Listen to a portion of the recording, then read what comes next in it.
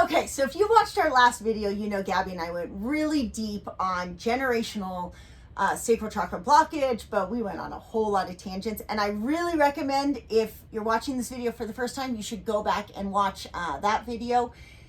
If not, that's okay, because we're going to kind of sum up the same thing. Today, we're going to talk about numerology and astrology and how it's related to, or how you can use it, because we've presented so much information on how the sacral chakra got blocked, how you feel this sense of like I want to live my purpose, but I'm stuck in fear. I feel like I don't want to admit myself. I'm not capable. I'm too scared. I don't have enough money. I don't have time. I can't do that. That's not for me. And I don't really want to admit that I just feel unworthy and shame, but really at the deep core of me, I just feel like I'm not enough. I'm never going to be enough. I may as well just give up. And we want to help empower you to move past it. So today we're going to talk about tangible ways that you can move past that, or at least a starting point. Because in that last video, we finished with saying you just have to use your manipura, your solar plexus. You have to take action. You have to step forward towards some desire with a willingness to pivot again. My life was a whole bunch of series of 90-degree turns that I chose with, as a mom. I'm like, this makes no sense what I'm doing, living before in this rat race, big house, soccer tournament, fancy cars. Well, I kind of have a nice car now, so back to that, but that's a different thing. That's because it's a whole different story. Intrinsic value to explore without fear of constant breaking down. Yeah. And so in order to be willing and brave and confident to just keep taking these turns, to be like, let's see where this goes. Okay, well, this didn't work. Let's turn again. Oh, this does work. Let's keep going ahead. Wait, we have another roadblock. We got to pivot again. To have that lack of fear to do that, that's what I'm going to share with you today.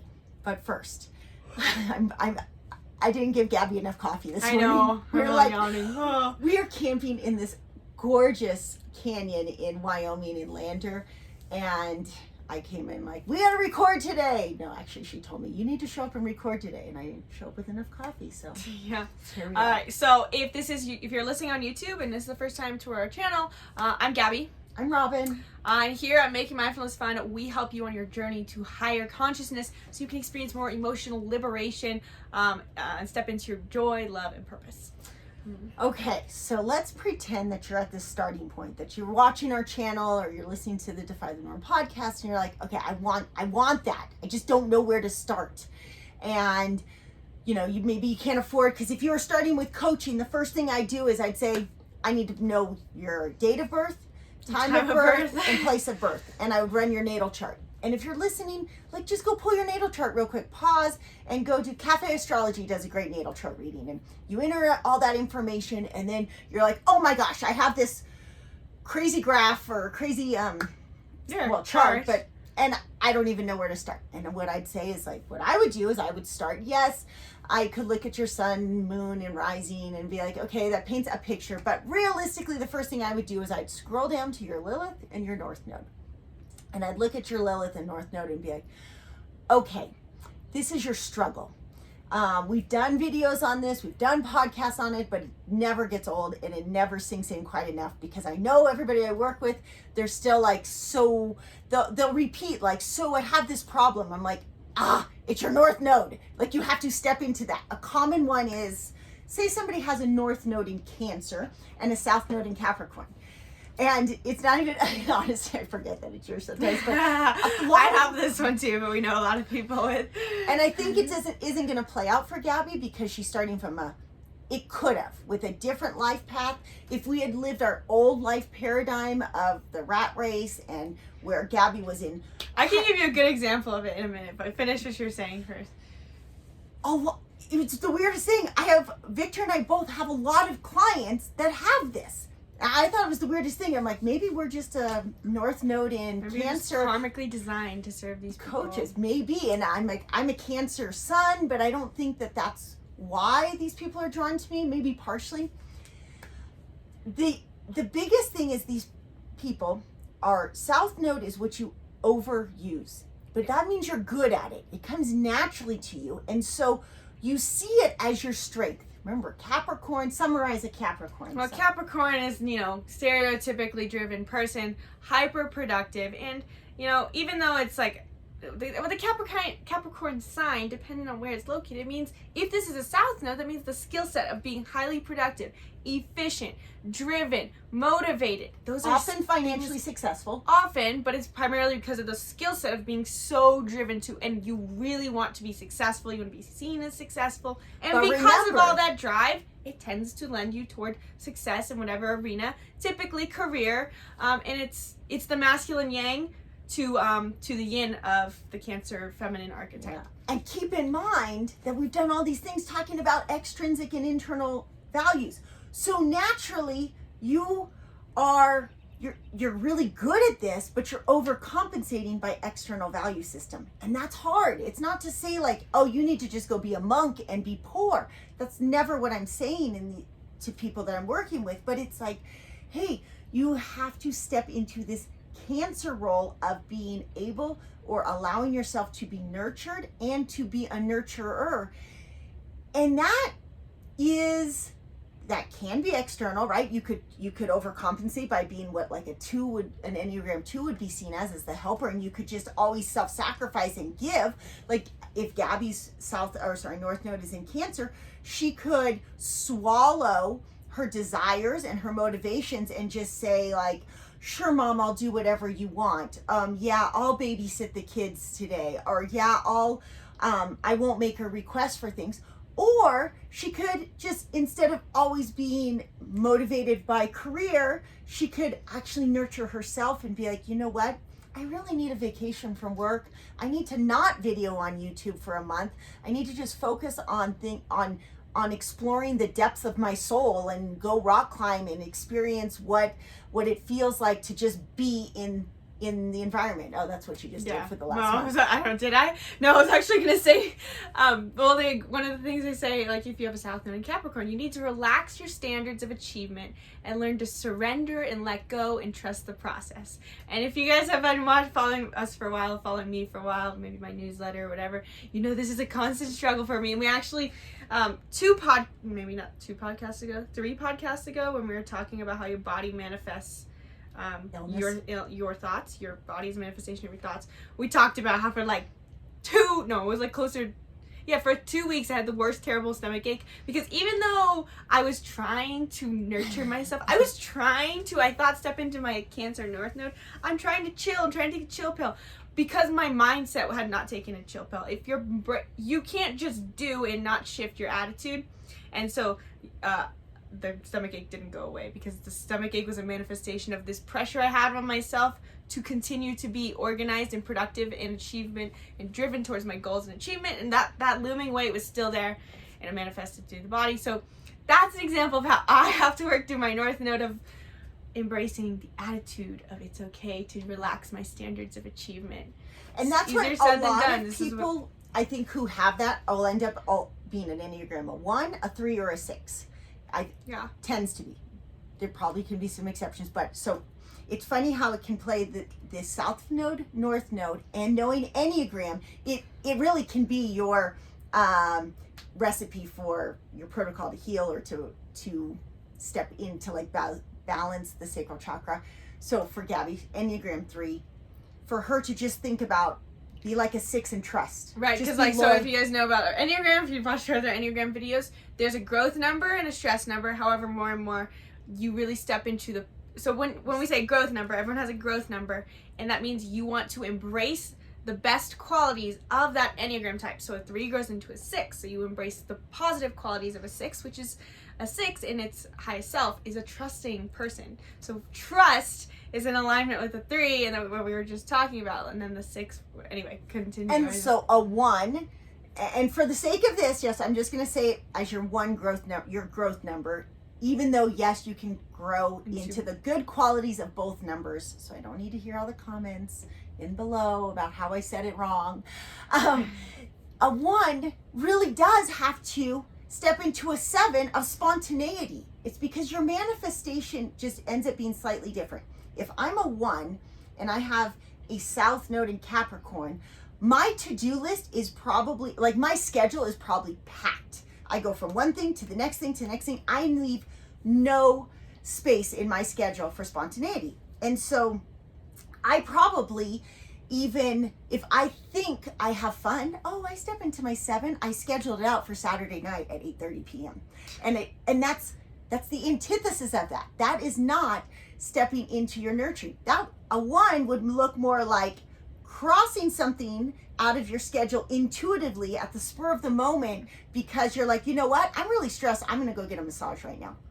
Not like, I'm going to schedule a massage for 2 weeks from now so that my mind can think about that in 2 weeks. I'll finally get to like nurture myself.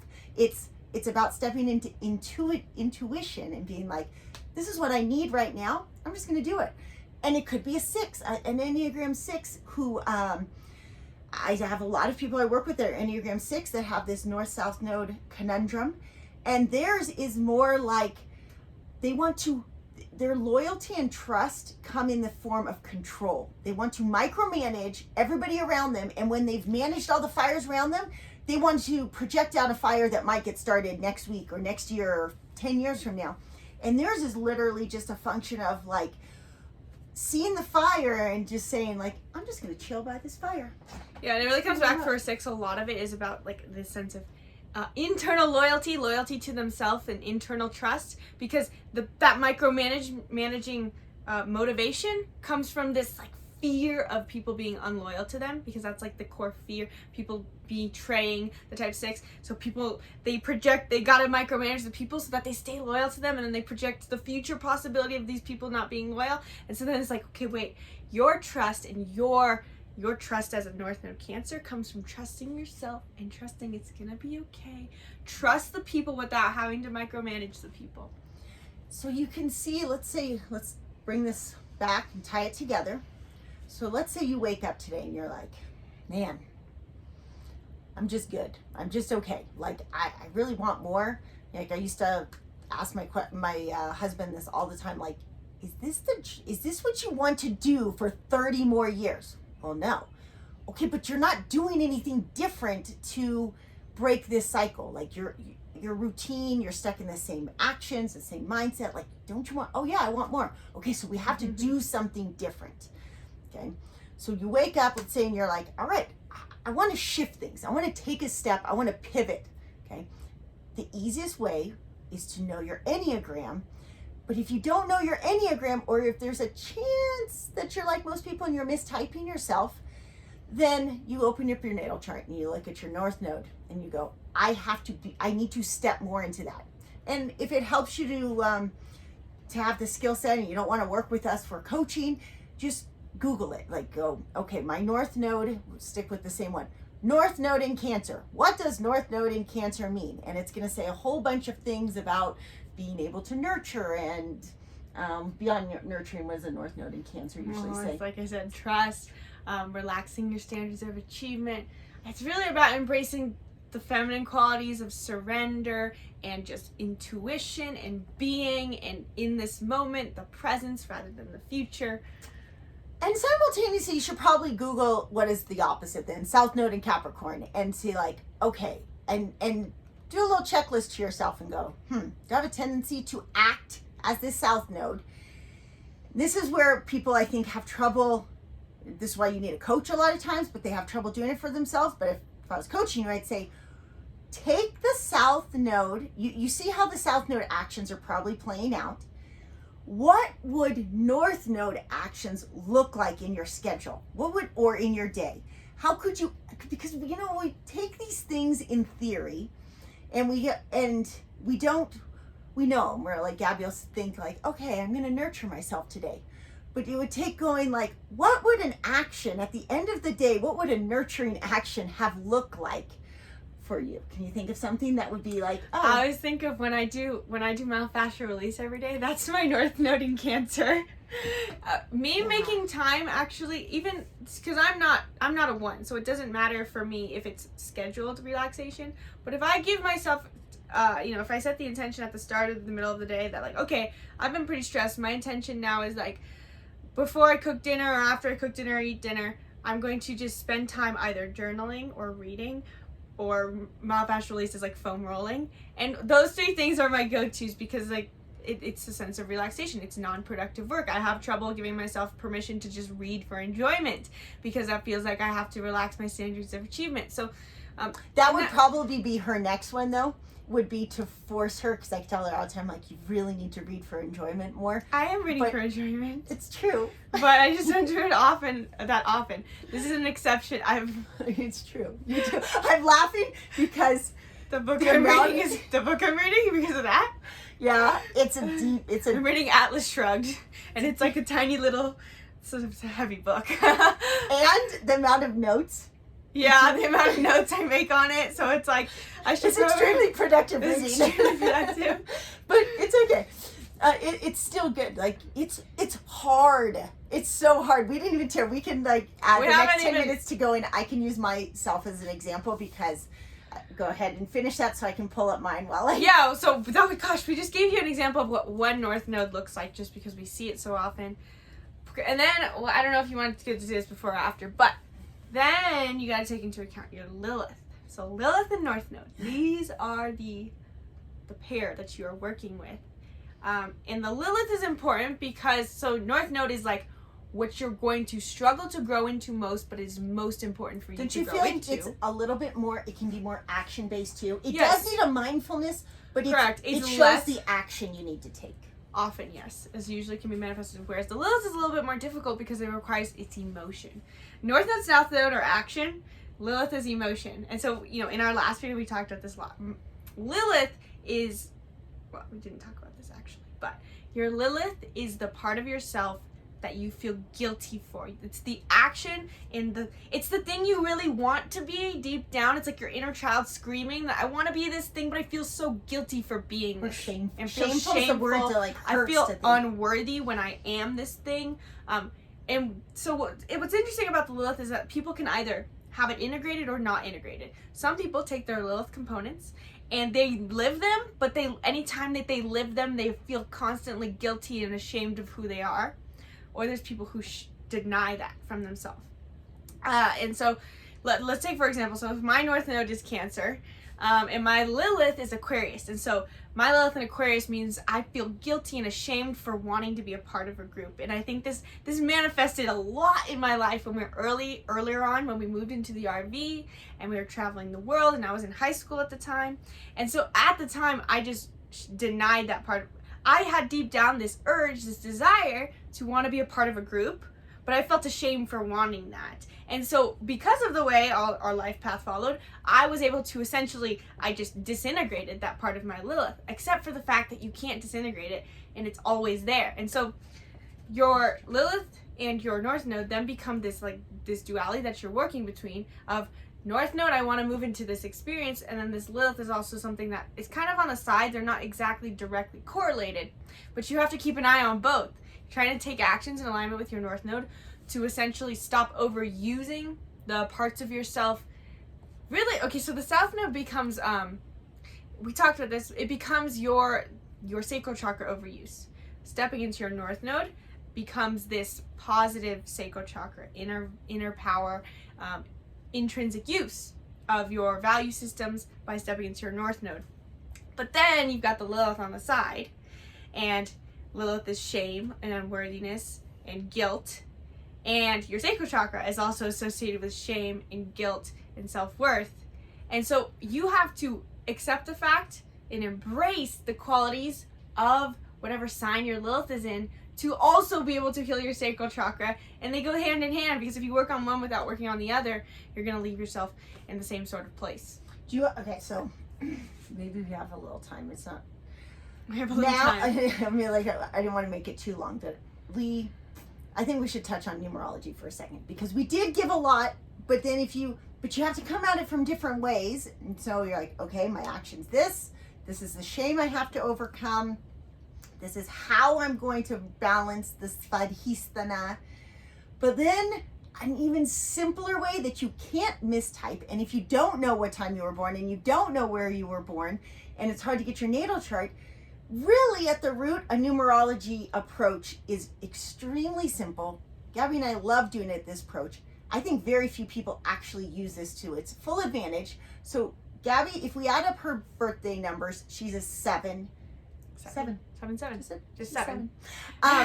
So typically you'll either come up with a 1 or 2 digit number. Of course, there's a few birthdays we come up with a 1-digit number. So do you know whatever number you come up with, I'll come back to mine in a second, I'm 36-9, that 36-9 has 5 laws. Your 7 has 5 laws. Do you know it does not have 5. Oh, you don't. You have less laws. Maybe in Dan Millman's new edition, he might explain better. Pull it up because I have yours. I was curious.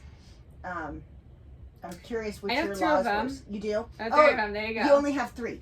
Yeah. So go ahead. You can say which. So the law of expectations, the law of faith, and the law of intention. Intuition. Law of intuition. Yeah, she's. This is so overview. So I almost want to say that I have a video that has been I'll publish this video. I have a video that we'll publish the day after this video is published on what numerology is. So if you really care to understand what numerology is, I have a whole long 30-minute video explaining what numerology is. But in general, so if you can watch that video, or the general gist is that your life path becomes this path towards your highest self. It becomes this guiding path up the mountains of life, is how Dan Millman refers to it. And these mountains of life are these obstacles that we talk about. The obstacles are what give you purpose. Purpose is moving up the mountain. Fear is staying where you are on the mountain. And the life path number represents the cobblestone path towards purpose. So knowing if you can't mess up on your birthday unless your parents lied to you. So you add yours up. So if I come to 36-9 or Gabby gets a 7 and she sees that she has 3 laws and I have 5 laws. If you just take those laws and then apply them to your day, like at the beginning of the day, you set the intention, say, okay, Gabby, you're going to apply the law of trust today, the law of intuition, the law of expectation. She does do this. That's why I can. She's smiling. Does she? To perfection, no. I don't know why yours doesn't have the law of perfection. Should actually be on yours also, because that's probably the hard struggle that I watch her she does. The law of expectation, she knows, she's like, I set out, this is the expectation I have for career, for self, for trying to find this circle of like-minded people. But then, because she has such a great meditation practice and a journaling practice and self-care practice, I know you step into the law of intuition. You sit there and you're like, okay, this experience happened. I was in this experience. Intuitively, this feels off. This feels right. Then you go to maybe the law of trust. Probably the law of faith is the hardest one for me. Yeah, trust, faith, same thing. The law of faith of now you've got the expectation that the law of expectation is actually about greatening your expectations with the understanding that your expectation will always manifest, which I think is something interesting for anyone to contemplate. What you expect will manifest intuitively, just feel into it. But then the faith of believing that something that isn't now possible in the present will eventually be manifested in the present is impossibly hard for me. And yeah. I have the law of intuition too, which it definitely plays a role. That was probably my turning point when I took that first 90-degree turn and said, I woke up one day, I'm like, this makes no sense, Victor. We have this beautiful house and we live on the beach and I never see you and I'm always stressed and I'm just walk around my house all day picking up toys and putting them in different boxes and buying new pillows at Pottery Barn. This makes no sense to me. I would just rather spend my day on the beach and surf and I really want to go see what a national park looks like and it'd be really cool to camp in a forest. I have this curiosity, and so I used that law of intuition to allow myself to be curious. I also have the law of action. So it was really good for me to be like, oh, if I have this intuition or this curiosity, I should probably act on it. Law of perfection is definitely a struggle for me. That one's one that, luckily I have somebody who supports me and goes hey, we're recording today because our intuition says that we have something that we should be sharing with people on YouTube. And even though our hair's not perfect and I'm whatever, all those things that self-limiting beliefs that I'm not enough and that I don't have a loud enough voice or the perfect voice or blah, blah, blah. That's definitely where I go back to open up my 5 laws. I go, there it goes, law of perfection again. Okay, massive imperfect action. Law of flexibility is definitely, now that one I'll come back to. That one is my South Node, North Node, that I feel like I've stepped into, but it took me a while to. Law of honesty is how I would tell you I tie in my Enneagram. My law of honesty is all about being able to use my throat chakra from an open heart chakra, which meant healing sacral chakra, in order for me to communicate, because as a type 8, when I was younger and my kids were younger, and if I would have said to Gabby, like, hey, I'm going to give you $50 if you get a yellow card today, that was because part of me was on that soccer field trying to prove that I was good enough to score the goal or to be the star player. And I caught it after many years of making that mistake, and was able to catch it and go, oh wait, that is anger because I didn't get to have these opportunities that I'm providing for my kids, and being able to heal that in myself, then I could better communicate, like, do you even want to play soccer? Like, can we go do something different? Like, does it really matter? Did I jump too much? I'm thinking, like, wow, we went on like quite some tangents for people. Yeah. So the point of this is that, like, okay, the point of this is that we're always trying to teach you guys how to choose purpose over fear, because you have a responsibility to step into your purpose, because the world needs you to be your authentic self. So we have to keep choosing purpose over fear. How do we choose purpose over fear? And we come back to when we're yesterday's video, we're like, okay, here's how you choose purpose over fear with the chakras. And it's great, and you can absolutely go through that and it will work. You can also go and use these 3 things. You can use your North Node, your Lilith, and your numerology. You can look up your natal chart, you can find your North Node and your Lilith, and you can either work with us one-on-one and we can tell you what all 3 of these mean at once, or you can just go Google it, what your North Node means after you pull it up, and what your Lilith means. And then you can go and get Dan Millman's incredible book, The Life You Were Born to Live, and you can learn about your numerology type. And then you can do this all on your own. You can do this with support from us. You can learn more about that in the link in the description. But the point is, this is a framework for you can easily enlist this own process on your own. And these 3 things, oh my gosh, it will change your life if you can put into practice these 3 things. If you can look at your North Node and you can write down, okay, how's one way I can add this North Node action into my life? Then you go to your Lilith and you go, okay, how can I meditate on this Lilith today? Because the Lilith is more emotional. It's maybe even journal on it. Meditate and then journal some times in your life where you felt like this Lilith played out. I know for me personally, when I saw my Lilith, I was like, wow, yeah, that's totally my Lilith. And then I probably spent 5 years journaling all the times in my life where I felt guilty and ashamed for what my Lilith was of Aquarius wanting to be a part of social groups. And then you go to your North Node, your numerology, and you go, well, what's my life path and what are the laws I need to work with? And first you can be like, oh yeah, those are things that I really struggle with in my life. But then you look at your laws and you try to maybe focus on 1 law a day. Maybe pick 1 law for Monday and then Tuesday and Wednesday. And you think about, okay, how can I practice and think about and maybe make this my affirmation or my mantra for the day to take this into practice. Now, of course, with numerology, it's a little bit more vague. It's a little bit more of a spiritual component of your higher self, a little bit of third eye wisdom that's involved to be able to discern, how do I practice this law? It can be, it's not exactly direct, but I think the book gives a lot of guidance. Maybe we'll do a video explaining some ways to go through the laws. Because to me, it makes sense. I was going to say my laws, I'd go back to like the law of flexibility, and the law of intuition. My North Node's in Scorpio. So allowing myself to take action aligned with that intuition, and allowing myself to also, like, myself before would have been very, an 8's like controlling. It's my way. And it's also, it was like a life plan. Like I was good at being in the system. I was good at like getting the A, getting a scholarship to college, getting, opening a business. In a way, almost like a type 1 would be. It was very much like rigid, success driven. And it was all about really like learning to like go with the flow, not always have a plan, be able to step into when something intuitively felt right, to be able to go and adapt to that without worrying. I mean, that flexibility was a big part, because even through our travels, I always wanted to have a plan.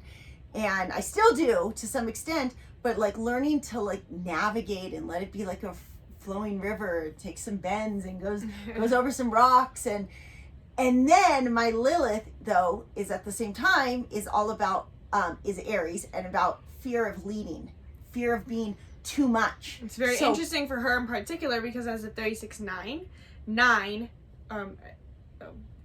is integrity and wisdom. And so her life path is integrity and wisdom. And so what that encompasses is this stepping into your integrity and wisdom and leading others with your integrity and wisdom. And yet at the same time, her shame and her guilt and her what is coming from that fear of like, oh, I shouldn't I'm too much for people. I shouldn't be a leader. I feel guilty for that. And so there's sometimes people don't have as contradictory ones, but that one's very contradictory in itself.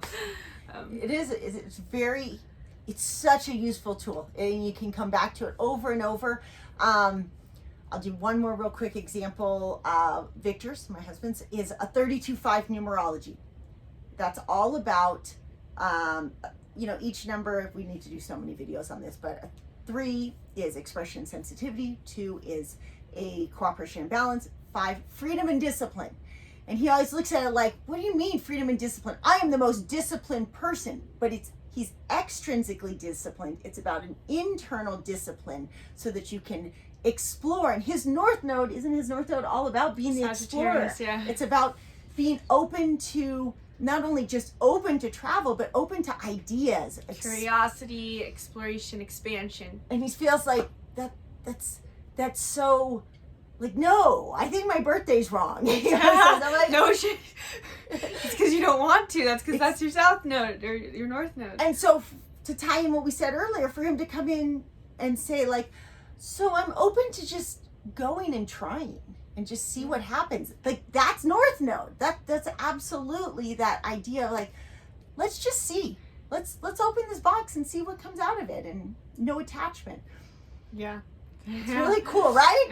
Tell us in the comments how much you love this stuff and that you want more of it, because see, I feel guilty and shame for having to talk about this, but I could spend hours talking about this stuff because it's magical. When you experience this, then your life starts to make sense. Yeah. Then your purpose is obvious to you, because your purpose is just overcoming these things that are holding you back. Absolutely. You are not supposed to be some movie star. I mean, you can, but you don't have to. Your life path might not be to make $1 million. It might not be to have this huge house. Like, we think their purpose is like this thing that's grandiose, when really in the construct of your soul, your purpose is to overcome this, to basically cut this anchor that is holding you back. Returning back to your soul that we become detached from. When I do a consult with people, I go, do you ever feel like something's like, there's something missing and you can't figure out what it is? And what's happened is, like, you started with this beautiful gem, and over the years you had all this like concrete dropped on it, mud that turned into concrete, and it's like all these layers, and you know it's in there, and every so often it gets like shaking in there, or it's like trying to break free, but it can't, because you have to like chisel away at each little layer and break it off. And using your North Node and knowing your South Node, and every time you use your South Node, you're putting on another layer of concrete, so it makes it harder. Another brick gets laid, and so every time you step into your North Node, that soul grows, and sometimes we can chisel away at it from the exterior and make our to-do list smaller, or say no to people who are adding layers of concrete, or sometimes we can nurture the soul from the inside, and that soul grows so big, it expands so much that it's just going to break free from that concrete. And honestly, I think that's what happened for me, that it grew from the inside, and it just, like, at some point it just shattered all those layers, and they all just kind of fell apart at once, and it was like, I can't do it. But it might take, I think mine went the other way. Mine was more like chipping it away for a long time. Mine did not burst out. It was like, if your dad was here, he would definitely say his. I think like, mine was pretty fast compared to how the rate in which my dad's. But he does. Like, as long as you're taking a step forward, that's good. So, and one thing that would be cool. So if you want, you could go find out what your life path number is, go find out what your North Node is, and go find out what your Lilith is. And if you drop it in the comments below, maybe we'll do some videos on specific examples that people give us of like what we would say for someone with that certain That would be fun. combination. Yes. That would be fun. It's fun to analyze them. All right. Thank you for joining us. Like and subscribe. And Follow the podcast, follow. whatever it is. Yeah. Namaste. Namaste.